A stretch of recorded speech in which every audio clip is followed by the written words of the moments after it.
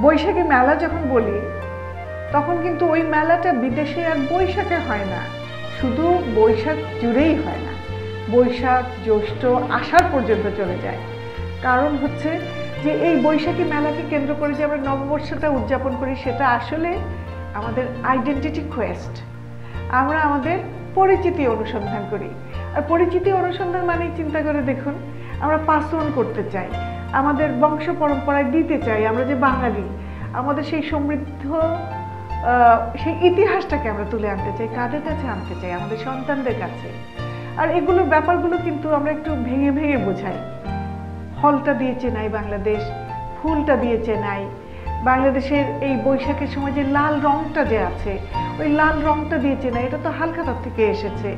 সেই যে লাল শালু দিয়ে মোড়ানো থাকতো সেই হিসাবের বইটা থেকে এসেছে।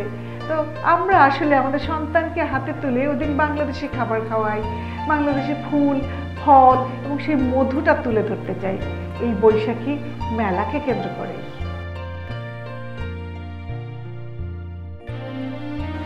বৈশাখী মেলা বললেই মেলা শব্দটার সঙ্গে কি চলে আসে? মেলা মানেই হচ্ছে মুখোশ, মেলা মানেই হচ্ছে সেই রথের মেলার ভেপু, মেলা মানে হচ্ছে মাটির পুতুল, রেশমি চুড়ি, নাগরদোলা সেই যে কি কি শব্দ করে ওপরে ওঠা আর নিচে নামা। তো এই দেশে তো এগুলো পাওয়া যায় না, কিন্তু দেখবেন সেই বাচ্চাদেরকে আনন্দিত করার জন্য আমরা খুব চেষ্টা করি যাতে ম্যারিগো রাউন্ড আসে, যাতে বাউন্সি ক্যাসেল আসে। মানে এটা ঠিক দুধের স্বাদটা দুধে না দিতে পারলেও বাবা কিন্তু বা মা কিন্তু সন্তানকে হাতে ধরে সেই গ্রাম বাংলায় সেই নাগরদোলার গল্পটি বলে। এটা একটা অজুহাত লাগে। এবং বৈশাখী মেলা যখন এই বিদেশে হয়, বৈশাখী মেলা মানেই কিন্তু শিশু, বৃদ্ধ, যুবা যুবতী অর্থাৎ 3 জেনারেশন একসঙ্গে হয়ে যান। দাদা যান নাতির হাতটা ধরে একটি হয়তো তিনি মুখোশ কিনে দিলেন, অথবা মা তার সন্তানকে নিয়ে যাচ্ছে, দেখা যাচ্ছে একটু চুলের মধ্যে গাঁদা ফুল গুজেছে, বা এখান থেকে একটা ক্রিসেন্থেমাম দিয়ে সেই বেলি ফুলের কথাটা বলছে।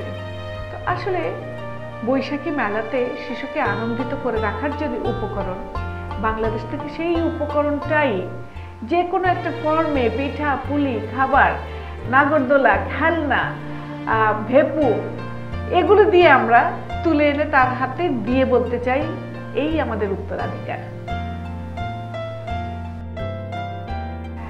আমরা যখন কথা বলি আমাদের উত্তরাধিকারের কথা, আমাদের পরিচিতির কথা, তখনই মনে পড়ে যায় আমাদের সেই পূর্বপুরুষের কথা।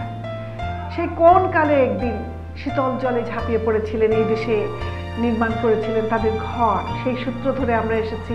এখানে যে কতগুলো তারা জিনিস স্থাপনা করে গেছেন তারই ধারাবাহিকতায় এই বৈশাখী মেলা এসেছে।